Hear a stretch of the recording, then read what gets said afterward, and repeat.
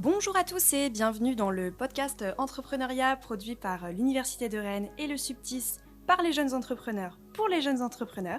Ici, l'idée, c'est de partager l'expérience des entrepreneurs liés à leur projet, de l'idée au service après-vente, en passant par la croissance de l'entreprise, en suivant leur exemple. Alors, je suis Manon, étudiante ingénieure à l'ENSAT à Lannion, et aujourd'hui, je suis avec Thibaut, si tu peux te présenter rapidement. Je suis Thibaut, je suis ingénieur diplômé de l'ENSAT et d'un master en management et administration des entreprises à Rennes et je suis toujours président de Stéphano. Et aujourd'hui, on a le plaisir d'accueillir Maxence et Maxence. Ouais, salut. Donc, écoute, Maxence, je vais t'inviter à te présenter également et ton projet rapidement. Ouais, Maxence Guillet, donc jeune diplômé de l'INSA à Rennes en filière génie mécanique et automatique. J'ai suivi un double cursus à HEC à Paris et je développe avec mon associé Roman le projet Neoka, chez qui on fait un casque de vélo au design interchangeable et à long terme un casque de vélo pliable au design interchangeable. Très bien. Et du coup, Max? Ouais, du coup, moi, je suis jeune diplômé de l'école de commerce de Rennes. J'ai fait un double cursus, du coup, au D2E de l'université de Rennes, où j'ai pu, du coup, être au Pépi de Bretagne, où j'ai pu être accompagné pendant 2 ans. Et du coup, moi, j'ai travaillé sur 2 projets. Le premier, c'est Kestia, un projet éducatif, c'est un espèce de chat GPT pour les écoles. D'accord. Et du coup, qui permet à n'importe quel étudiant d'avoir accès à toutes les informations d'un établissement sans avoir à chercher partout. Et ça permet aux administratifs de gagner du temps sur le traitement des questions récurrentes. Et ensuite, le deuxième, c'est Big Games. C'est une application qui permet à n'importe quel basketteur de gagner des sous en défiant ses potes ou en jouant contre des joueurs et des équipes de son niveau partout en France. Et ça, c'est quand il veut. Ok. Bah, ça promet d'être intéressant. Dans le dernier épisode, on a parlé du prototypage, et donc la partie théorique. Et aujourd'hui, on poursuit cette discussion-là avec vous. D'abord, rapidement, c'est quoi un prototype ? Il n'y a pas un prototype mais des prototypes. On a le POC, Proof of Concept, qui va être un prototype technique qui visuellement c'est moche mais pratiquement ça marche. On a le MVP, c'est un POC amélioré qui visuellement va être beau et qui fonctionne. Et c'est le produit qu'on va pouvoir vendre tel quel au minimum. Et on a la maquette qui visuellement c'est beau et techniquement ça marche pas. Ok. Donc, Maxence, est-ce que tu as pu travailler, toi, avec ces outils dans le cadre de ton projet ? Ouais, complètement. Alors nous, on a utilisé un petit peu les trois là. Alors au tout début, je t'ai parlé de casque pliable. Donc un casque pliable, ça peut faire un peu peur. Et ce qu'on a fait dès le début, c'est qu'on a maquetté un petit peu et donc faire un POC avec un petit peu les éléments qu'on avait à disposition, du carton, des charnières avec des boîtes d'œufs, ce genre de choses. Donc ouais, on a fait ça pour essayer de voir, en fait, avec des petites surfaces triangulaires, reproduire un casque et voir les zones de pliage naturel du casque.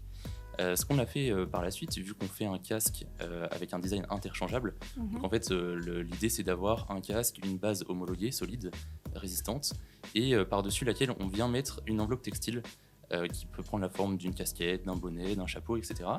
Et donc ça, on a dû aussi faire un prototype en couture cette fois. D'accord. Et puis le casque qu'on a d'abord fait donc en carton, on est passé un peu plus loin, on y reviendra je pense sur de l'impression 3D.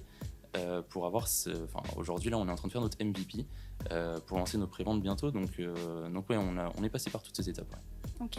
Et toi, Max, du coup, tes projets sont plus de l'ordre du numérique. Ouais. Comment est-ce que tu as pu travailler, toi, pour prototyper tes projets ?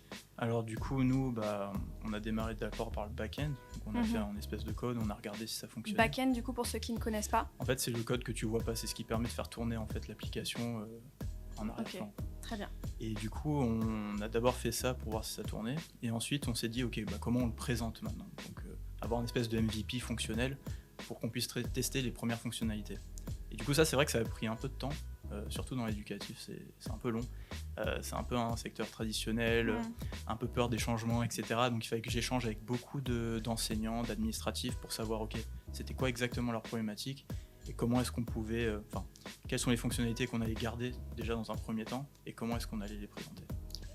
Et une fois que tu as fait ton back-end, du coup, j'imagine que tu as fait le front-end, la partie visuelle de l'application. Ouais. Est-ce que tu t'es lancé direct, on fait un MVP, c'est tout beau, ou est-ce qu'avant tu as fait une étape de maquettage, dessiné entre guillemets, sur le papier, ce à quoi ça allait ressembler derrière ? On a fait un peu des deux. Je me suis amusé à dessiner un peu pour avoir les grandes idées. Et puis après, on a surtout regardé ce qui fonctionnait sur les différents sites et on s'est réadapté certains modèles, ce qui fonctionnait quoi déjà. Et ces prototypes-là, vous les avez travaillés en lien avec des utilisateurs ou potentiels utilisateurs? Comment ça s'est passé? Ouais, alors moi peut-être plus simplement que Max parce que j'ai un objet physique et c'est très important quand on fait un prototype d'aller le faire tester rapidement. Ce qu'on veut à la base, c'est quand même répondre à un besoin. Donc il faut absolument aller le faire tester sur le terrain à des utilisateurs, voir si on ne se trompe pas, voir si on est dans la bonne direction. Donc ouais, ça, on le fait au quotidien et ça nous permet d'itérer rapidement. Et puis alors toi, tu l'as peut-être fait avec ton application, mais peut-être dans un second temps. Du coup, moi j'ai dû tester assez rapidement. C'est vrai que le côté visuel pour nous, c'était assez subjectif au début. C'était les couleurs qu'on aimait, c'était les présentations, enfin les différentes formes et tout ça qu'on aimait bien. Et une fois qu'on a lancé le MVP, donc les fonctionnalités ont été validées, mais bon, il y a certains qui n'appréciaient pas trop le visuel, certaines couleurs un peu pétantes, etc. Enfin, j'ai eu un retour assez précis de ce qu'il fallait plutôt mettre en place, et on a réadapté un peu l'UI grâce à ça. UI? Oui, c'est vrai. Du coup, c'est ce qu'on voit en fait. C'est sur l'interface. C'est contrairement au back-end, c'est l'interface utilisateur. Voilà, c'est ça. Pour ceux qui ne connaissent pas. Si vous deviez résumer en 2-3 mots l'intérêt de faire un prototype.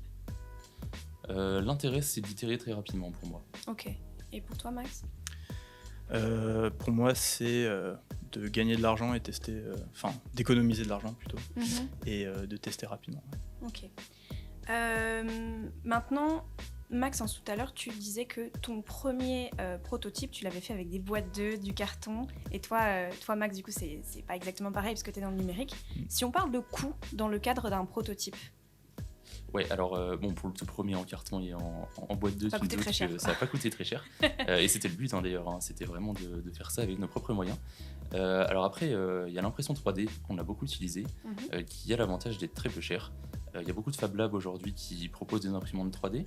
Donc nous, on a utilisé ça. C'est vrai que pour faire un casque de vélo, alors nous, on a une épaisseur variable sur notre casque, mais un casque, c'est un coût de prototypage en impression 3D qui est de l'ordre de 5 €. Donc c'est vraiment très peu.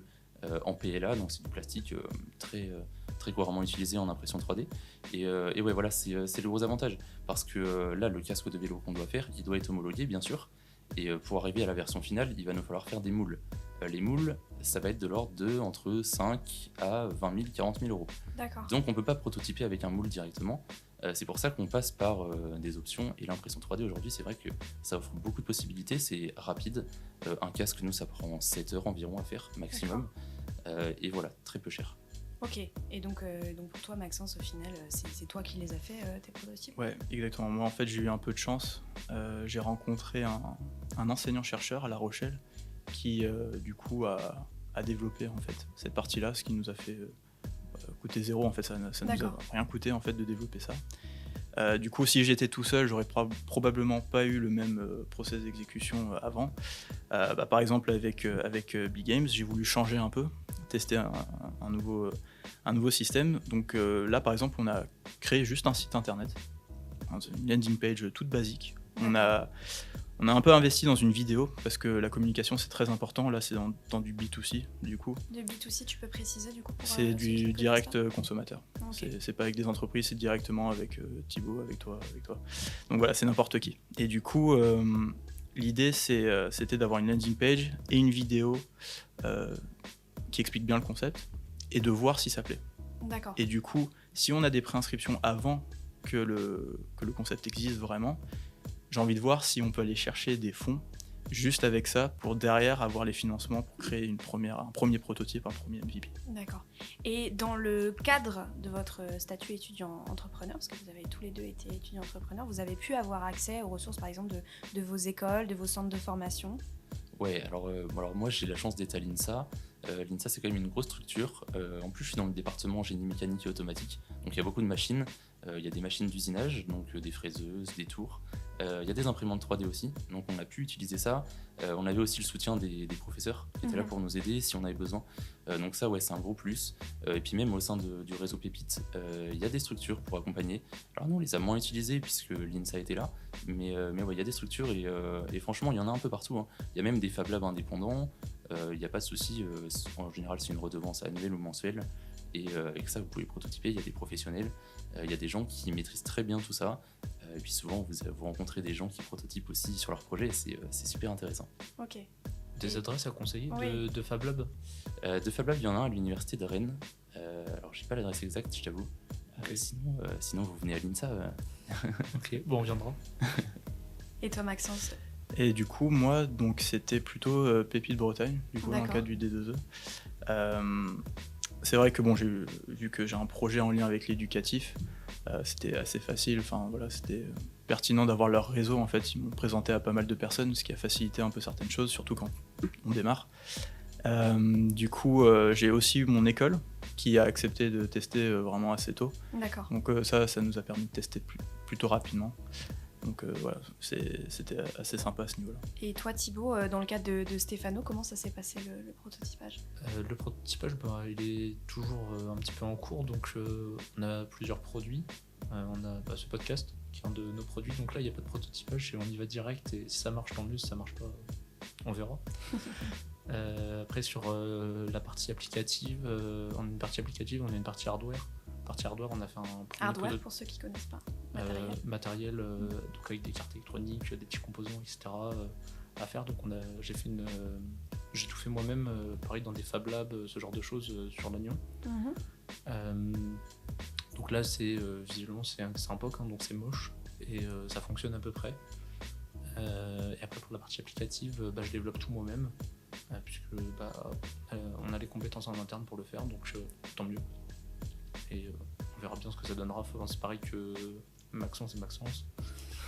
On fait régulièrement, on fait des ateliers avec des clients pour leur montrer ce qu'on a à leur proposer, est-ce que ça leur convient, est-ce qu'il y a des choses à améliorer, qu'est-ce qu'il faut qu'on change, qu'est-ce qu'on peut ajouter, qu'est-ce qu'on peut enlever, etc.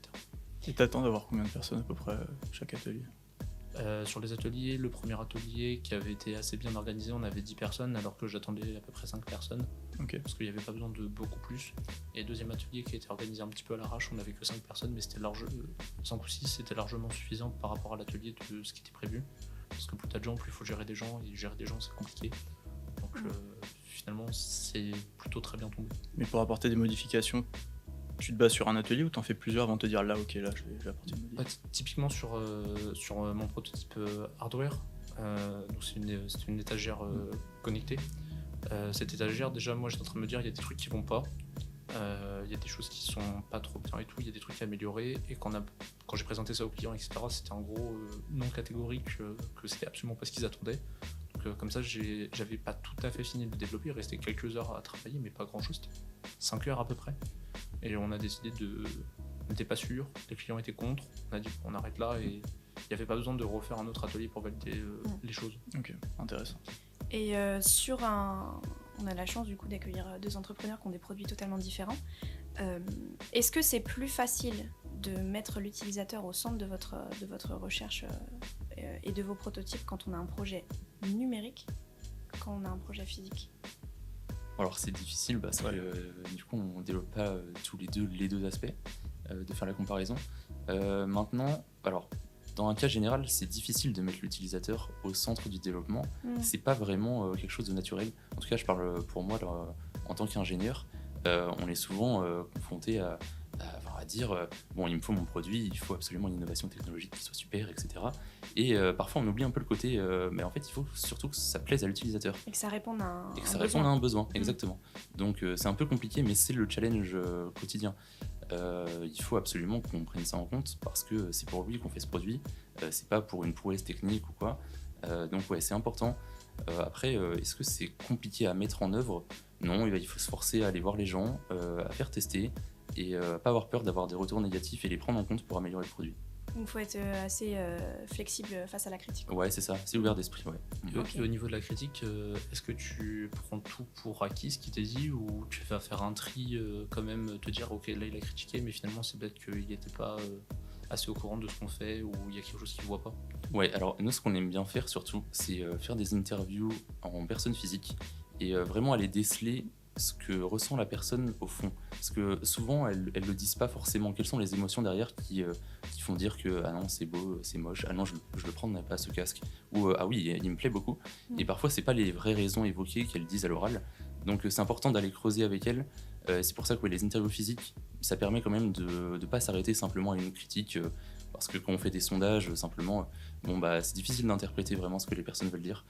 Donc là, je privilégie beaucoup le contact physique pour avoir quelque chose de qualitatif. Moins de subjectivité au final dans tes retours. Ouais, exactement, ouais. Ok.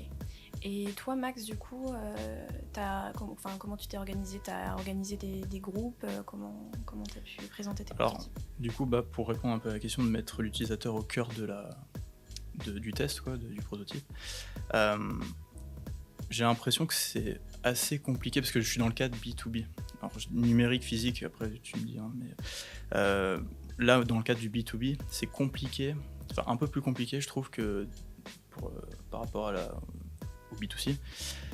Parce que par rapport aux écoles, c'est leur image qui est en jeu. Et B2B, juste pour rappel, c'est business c'est aux entreprises. Business, donc c'est vers les entreprises. C'est exactement. Même dans un cas un petit peu particulier du B2B, puisque c'est même pas aux entreprises, B2B, c'est B2A même. Business to administration. Ouais. Donc c'est aux écoles publiques, privées.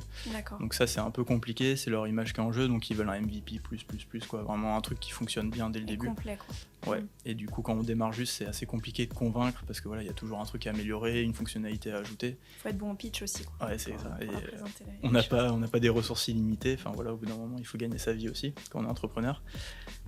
Du coup ça c'est la partie, je dirais, un peu compliquée parce qu'ils sont intéressés souvent par la problématique, etc., mais ils veulent pas souvent passer le cap et tester pour améliorer tout ça. Moi je me souviens d'un atelier qu'on avait fait avec toi il y a quelques mois maintenant, qui avait été organisé par l'université.